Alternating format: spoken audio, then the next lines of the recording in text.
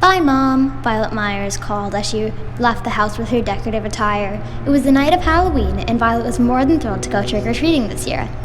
"All right, honey," her mother called. "Be careful and don't talk to strangers."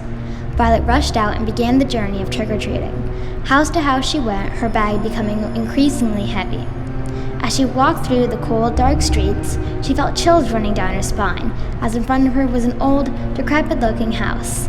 None of the other kids even came close to the unsightly abode, for fear of the unknown, but Violet was a risk-taker. Risk-takers take chances. "Come on, don't be a wimp, Violet," she thought to herself. Trick-or-treat," she nervously whispered out the door. The house was covered in moss and vines, the door barely peeking through.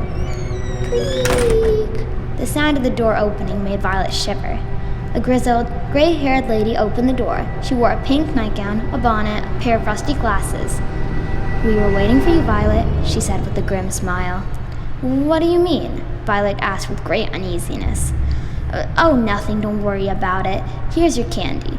The old lady dropped some chocolate laxatives and some ancient mints. Violet turned around for a split second, and then she felt something heavy fall in her bag. Before she could even begin to question the old woman, the door slammed in her face. "Hey!" "Oh, forget it," Violet uttered aloud. And with that, she staggered home, content with her hefty bag of candy. "I'm back, Mom," she shouted from the front entrance. Walking into her homely living room, Violet dumped all of her candy onto the wooden floor and began sorting. One after another, she ate and ate until her mother entered the room. "Violet," she yelled, "you can't eat this much candy. Imagine how much—" She paused and bent down and picked up an old-looking doll, and a spell of confusion fell on her face. "What's this?" Violet grabbed the doll from her and to get a closer look. Blue button eyes, pale skin, dark brown hair, and a large navy crew neck. It looked just like her. "Where did this come from?" she stuttered with worry. "That's odd. Do you know who gave this to you?" her mother queried. But Violet didn't answer. She was still, her mind going in every direction. She pondered on where it came from, and all answers pointed to the distinctive old lady she met. But that couldn't be, she thought. "Violet!" She awoke from her trance and looked at her mom. "Violet, I asked you a question. Who gave this to you?" I'm not sure," she said hesitantly. Violet grabbed the doll and ran up to her room, stuffing it inside her dresser. And with her head full of anxiety, she went to bed. The next day, the brisk wind brushed against Violet's pale face as she walked home from school. She opened the door, took her shoes off, and sat her knapsack on the couch. Scrolling through her phone, Violet glanced up and noticed something at the bottom of the stairs. Proceeding to take a closer look, she walked nearer and nearer until she realized what it was. The same doll was lying on the steps of the stairs. Violet froze.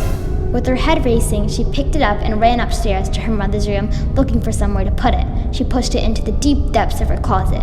"Stay. Don't go anywhere," she ordered. "Oh, who am I kidding? I'm talking to a doll. This is stupid."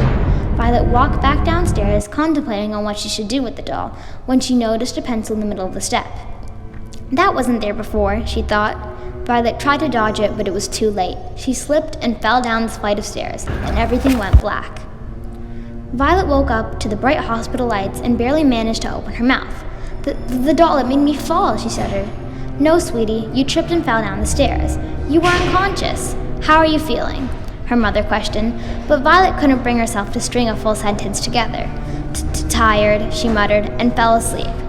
Feeling weary, coming home the next morning, Violet walked into the kitchen. She opened a fridge and collected her glass of chocolate milk. She turned around, taking an apple, and looked around the kitchen for her knife, but it was nowhere to be seen. She didn't think much of it, so Violet left her apple on the counter and proceeded to leave the kitchen with her chocolate milk.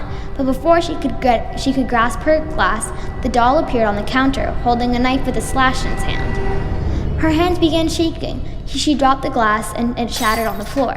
Violet grabbed the doll and let the knife fall to the ground and ran upstairs. "That's it. I'm gonna need to do something with you," she said to the motionless doll. "I'll burn you." Violet believed her plan was ingenious, so she sat the doll next to her fireplace.